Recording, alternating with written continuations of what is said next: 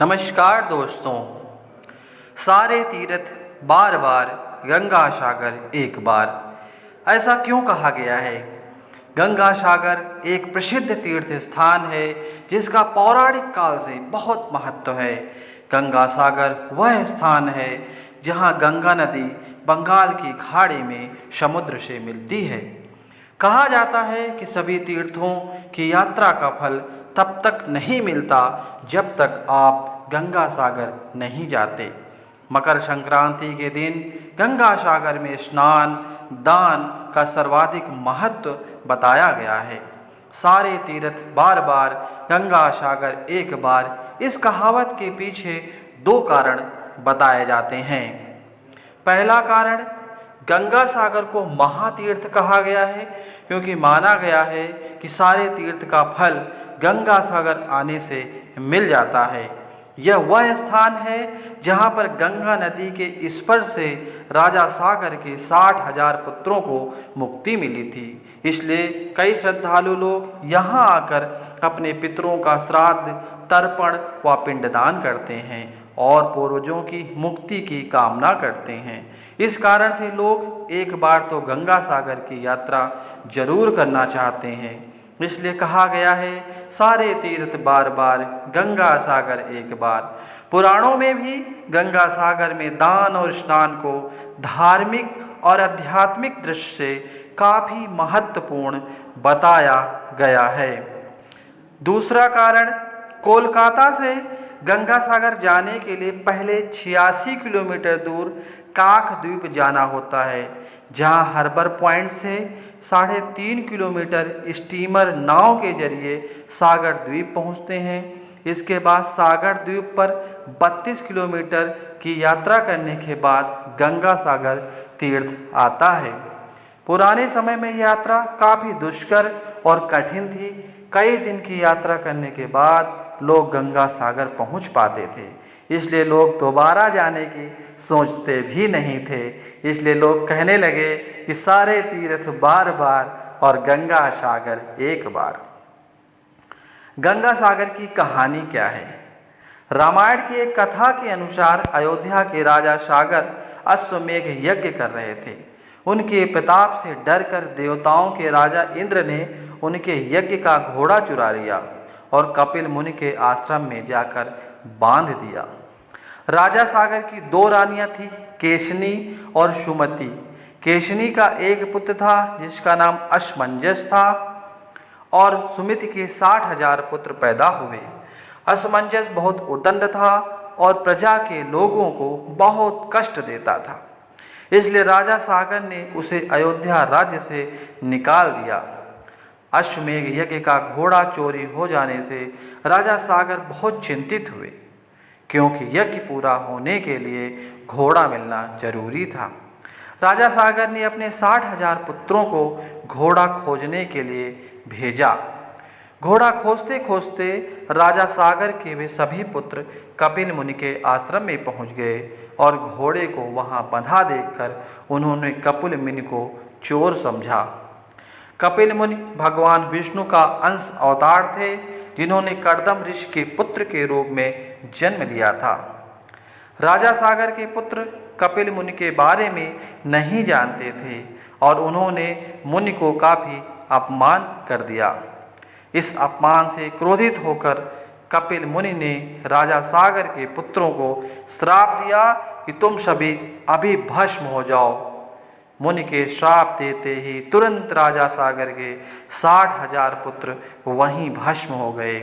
जब काफ़ी समय बाद राजा सागर के पुत्र वापस नहीं आए तो उन्होंने अपने पौत्र अंशुमान, जो कि असमंजस का पुत्र था, अपने चाचाओं का पता लगाने के लिए भेजा। अंशुमान भी खोजते खोजते कपिल मुनि के आश्रम पहुंच गए। वहां उसने यज्ञ का घोड़ा और हजारों की संख्या में अस्थि पिंजर और राख देखी तो समझ गए कि क्या हुआ होगा। अंशुमान ने कपिल मुनि की स्तुति की और कृपा की प्रार्थना की। कपिल मुनि प्रसन्न होकर आंखें खोली और उन्होंने अंशुमान को अश्वमेध यज्ञ का घोड़ा ले जाने दिया और बताया कि अगर राजा सागर का कोई भी वंशज उस स्थान पर गंगा जी को ले आए तो उसके चाचाओं को मोक्ष मिल जाएगा। वो अयोध्या वापस आ गया और राजा सागर ने यज्ञ पूरा किया। राजा सागर ने अगले 30,000 वर्षों तक राज्य किया। फिर वह वंश अंशुमान को राज्य सौंपकर स्वर्ग से धार गए। अंशुमान ने गंगा जी को पृथ्वी पर लाने का बहुत प्रयास किया, लेकिन अपने जीवन काल में सफल नहीं हो पाए। अंशुमान के पुत्र दिलीप ने भी काफ़ी तप किया, लेकिन वह भी गंगा को लाने में असफल रहे। राजा दिलीप के बाद उनके पुत्र भागीरथ अपने अथक प्रयास और घोर तप से गंगा को पृथ्वी पर लाने में सफल हो गए। गंगा सागर कैसे जाएं? गंगा जी ने आश्वासन दिया कि मैं पृथ्वी पर जरूर आऊंगी, परंतु जिस समय मैं स्वर्ग लोक से पृथ्वी पर आऊंगी उस समय मेरे प्रवाह को रोकने के लिए कोई उपस्थित होना चाहिए। इसके लिए भागीरथ ने भगवान शिव को तप करके प्रसन्न किया। भगवान शिव ने स्वर्ग से आई हुई गंगा को अपने जटाओं में धारण कर लिया और वहाँ से गंगा 7 धाराओं में भूमि पर उतरी। पहली 3 धाराएं हलादिनी, पावनी और नलिनी पूर्व की दिशा में बह चली और 3 धाराएं सूचक, सीता और सिंधु पश्चिम की ओर प्रवाह की। 7वां प्रवाह भागीरथ के बताए रास्ते पर बढ़ चला और आगे आगे भागीरथ रथ में चलते चले गए। चलते चलते भागीरथ उस स्थान पर पहुँचे जहाँ उनके प्रपिता भस्म हो गए थे। माँ गंगा उनके अवशेषों के ऊपर से बहते हुए राजा सागर के 60,000 पुत्रों का उद्धार करते हुए जाकर सागर में मिल गई। राजा भागीरथ ने गंगा जी को पृथ्वी पर लाया, इसलिए गंगा जी का एक नाम भागीरथी भी है। गंगा सागर का मेला। जिस स्थान पर राजा सागर के पुत्रों को मुक्ति मिली वही गंगा सागर वही स्थान है। यहाँ पर कपिल मुनि का मंदिर है जहाँ लोग दर्शन के लिए जाते हैं। गंगा जी जिस दिन पृथ्वी पर अवतरित हुई वह मकर संक्रांति का दिन था। मकर संक्रांति के दिन गंगा सागर में स्नान का बहुत महत्व है, इसलिए हर साल मकर संक्रांति के दिन गंगा सागर में विशाल मेला लगता है जहाँ लाखों लोग स्नान और दान के लिए आते हैं। गंगा सागर का मेला 5 दिन तक चलता है। इस दौरान तीर्थयात्री लोग मुंडन, श्राद्ध, पिंडदान और समुद्र में पितरों को जल अर्पित करते हैं। गंगा सागर में कपिल मुनि का प्राचीन मंदिर था जो कि समुद्र में समा गया। 1973 में यहाँ कपिल मुनि का नया मंदिर बना जहाँ श्रद्धालु और तीर्थयात्री दर्शन के लिए जाते हैं। गंगा सागर गंगा नदी का एक छोटा सा डेल्टा द्वीप है जिसकी आबादी करीब 2 लाख और क्षेत्रफल 282 वर्ग किलोमीटर है।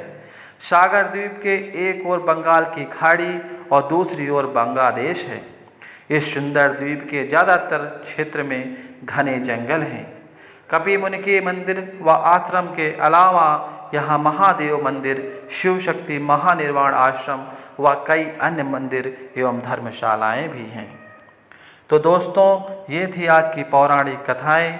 दोस्तों, आपको ये जानकारी एवं कथा कैसी लगी कृपया कमेंट करके ज़रूर बताएं और अगर वीडियो पसंद आया हो तो लाइक करें और ऐसे ही और भी बहुत सारी कहानी, कथाओं और पौराणिक कथाओं को सुनने के लिए हमारे चैनल को ज़रूर सब्सक्राइब करें।